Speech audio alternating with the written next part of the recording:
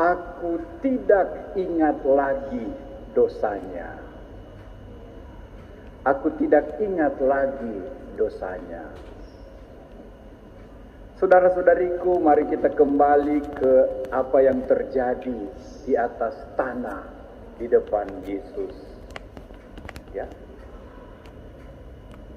Yesus ada di bait Allah, lalu mengajar karena ada banyak orang di sana. Tiba-tiba ada kelompok orang Farisi dan orang Taurat, ahli-ahli, orang yang rasa diri paling hebat, paling super, paling suci, paling sempurna, paling taat pada hukum, dan mereka menjauhkan diri dari orang lain yang dianggap mereka berdosa. Mereka ini datang, teriak, ramai, hore, bagaikan pemenang, membawa seorang wanita yang kedapatan berbuat dosa. Mereka bahkan merasa lebih hebat lagi karena yang mereka bawa seorang berdosa. Waktu itu wanita dianggap kelas 2. Dan sungguh-sungguh kalau berdosa lebih lagi dianggap najis, kotor, buruk, busuk, dan harus dienyahkan. Bahkan Musa izinkan dirajam sampai mati. Dan mereka sudah datang dengan batu-batu di tangan masing-masing. Sungguh tinggal menghitung-hitung detik batu-batu ini berjatuhan. Mendengar semua tuduhan, teriakan, Yesus menunduk.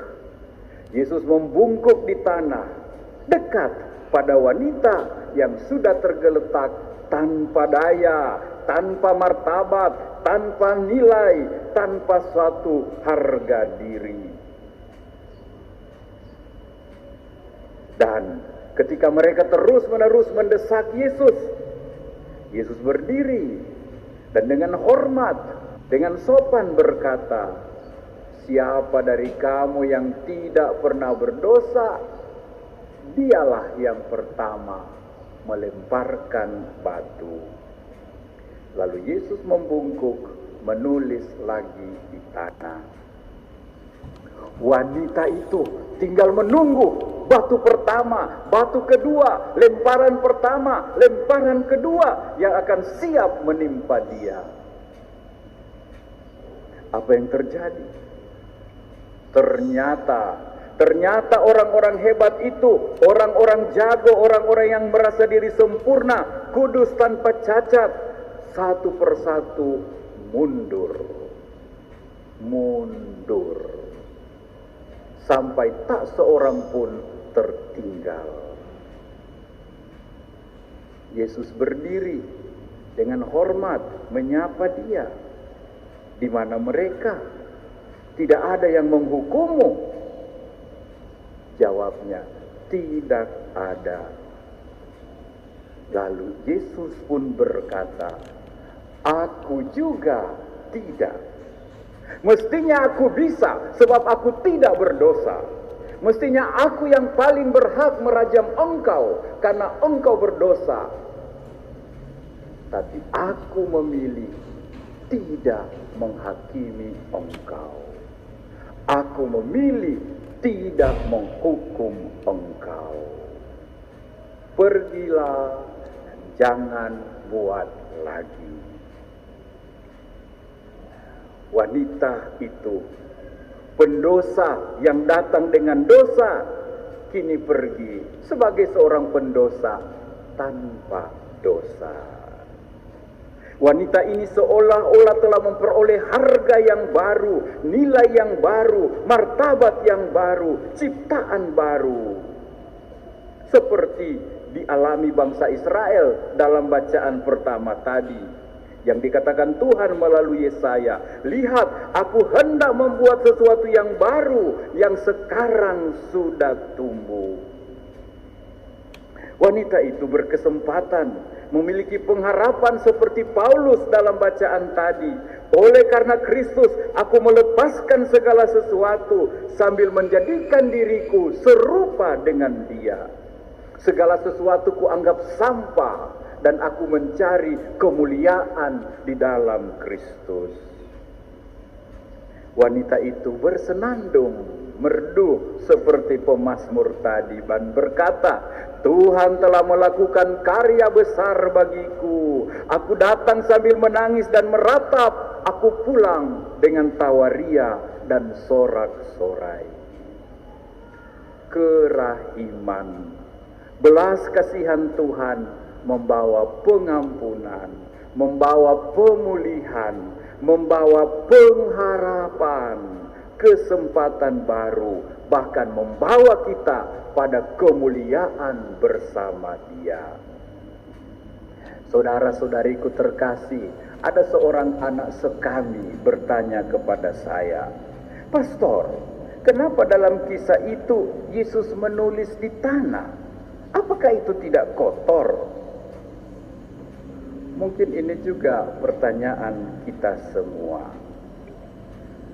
Berhadapan dengan orang yang teriak, berhadapan dengan orang yang emosi, yang marah, yang merasa diri sempurna, Yesus duduk diam di tanah. Jahat jangan dibalas jahat, keras jangan dibalas keras, emosi jangan dilayani dengan emosi. Diam, teduh, tenang. Silence is gold. Diam adalah emas, tapi silence is God. Diam adalah ilahi, adalah Tuhan. Yesus duduk di tanah sambil mengorek-ngorek tanah, seolah-olah mau berkata kepada orang-orang yang sempurna ini, ingat, kamu berasal dari debu, dari tanah, rapuh, lemah, dan hina. Janganlah main super, janganlah sok jago, janganlah sok suci dengan sesamamu yang juga dari tanah. Yesus mengajari kita, jika ada kesalahan sesamamu, tulislah di atas tanah berdebu. Dan ketika angin datang, sirnalah dia, selesailah dia. Jangan tulis di hati, jangan diukir di prasasti, jangan diukir dalam batu. Tuhan datang untuk, bukan untuk mencoret, bukan untuk mengukir dosa dan salah orang. Dasar anak sekami belum puas, dia tanya lagi, lalu pastor, kenapa Tuhan Yesus duduk dekat dengan orang berdosa itu? Mestinya Tuhan Yesus jauh. Coba, mantan-mantan sekami ada yang bisa jawab. Kenapa Tuhan Yesus tiba dekat sama orang berdosa, dekat lagi? Bukankah kalau wanita itu dilempar, Tuhan Yesus juga bisa kena? Pintar sekali anak sekami ini. Saudara-saudariku, Yesus sengaja duduk dekat pada wanita itu. Yesus sengaja duduk jongkok di sampingnya, agar jika ada batu-batu yang masih dilempar oleh orang-orang nekat ini, Yesus boleh melompat dengan cepat, melindungi wanita ini, mengamankan dia dari batu rajaman dan batu hunjaman. Untung tidak ada yang bondo nekat. Untung orang-orang itu mau tahu diri. Tengoklah ke dalam sebelum omong, sebelum jadi saksi dusta pada yang lain. Santo Agustinus berkata, kisah Yesus bertemu dengan wanita berdosa adalah perjumpaan antara miseria dan misericordia. Miseria adalah kemalangan, sementara misericordia adalah hati yang penuh belas kasih terhadap kemalangan. Hati yang penuh kasih terhadap yang malang, itulah hati Tuhan yang berjumpa dengan hati manusia. Itulah sakramen pengampunan. Allah yang rahim berjumpa dengan kita yang mengaku berdosa, mengaku salah.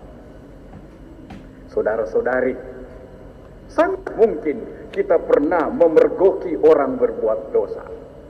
Sangat mungkin kita pernah menangkap basah seseorang dengan kesalahannya. Bahkan kita punya foto, kita punya video, kita punya rekaman, kita punya fakta. Dan kita mampu menjadi hakim untuk menuntut, untuk menghakimi dia. Lalu kamu menyebarkan berita itu, menyiarkannya kemana-mana. Jangan-jangan Anda sementara memegang batu-batu yang siap kau lemparkan pada sesamamu. Jangan-jangan kau sementara memegang batu-batu tertajam untuk merajam orang-orang itu. Tanggalkanlah, lepaskanlah batu-batu itu. Pakailah tanganmu untuk menebah dadamu. Mea culpa, saya berdosa, saya sungguh berdosa. Kita cenderung cepat mengadili, memvonis. Kita cenderung merasa diri paling benar, lalu siap mengobral kesalahan orang lain. Menyebarkan berita itu, medsos, gosip.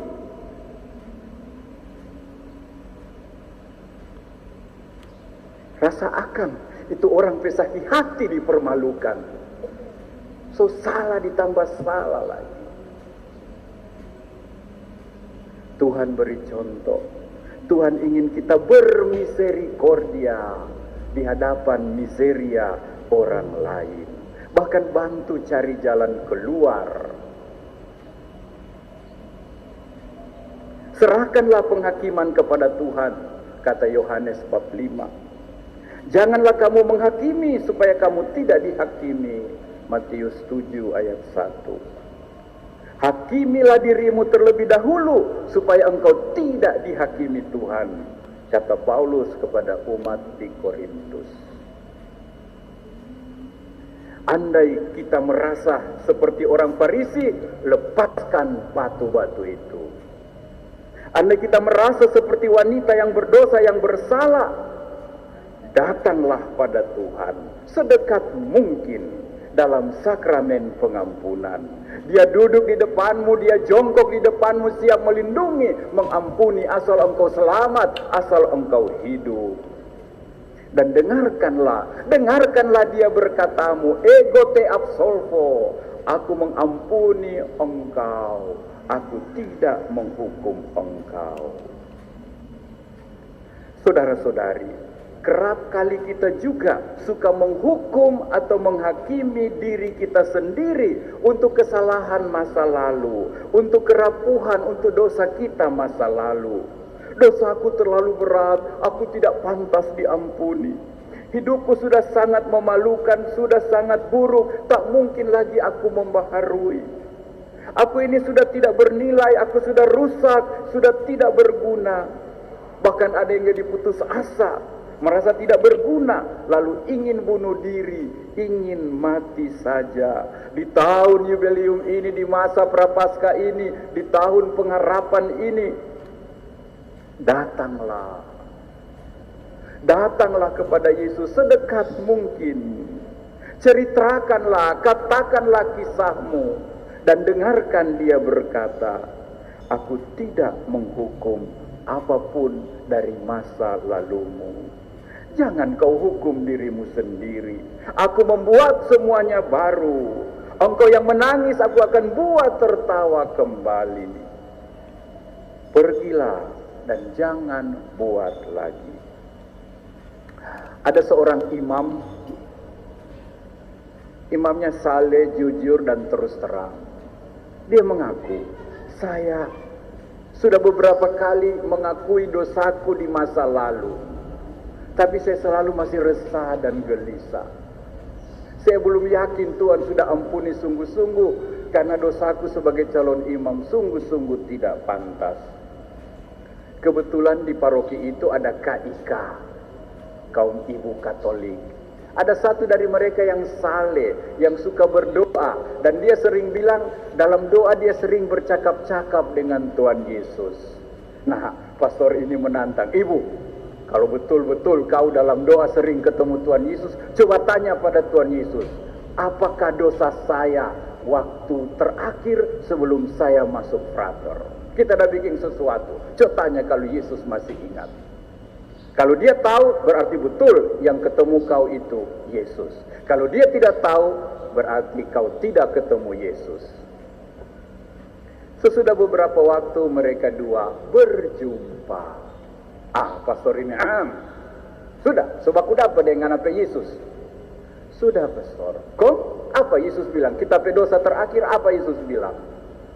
Ibu itu bilang, saya sudah bertanya, dan Yesus menjawab, aku tidak lagi ingat akan dosanya. Aku tidak lagi ingat akan dosanya. Semoga hari-hari ini kita mau mendengar kata-kata Yesus untuk kita masing-masing. Aku tidak menghukum engkau. Aku tidak ingat lagi dosamu. Dan semoga olehnya kita lebih berbelas kasih satu sama lain dan selalu memiliki semangat mohon ampun pada Tuhan.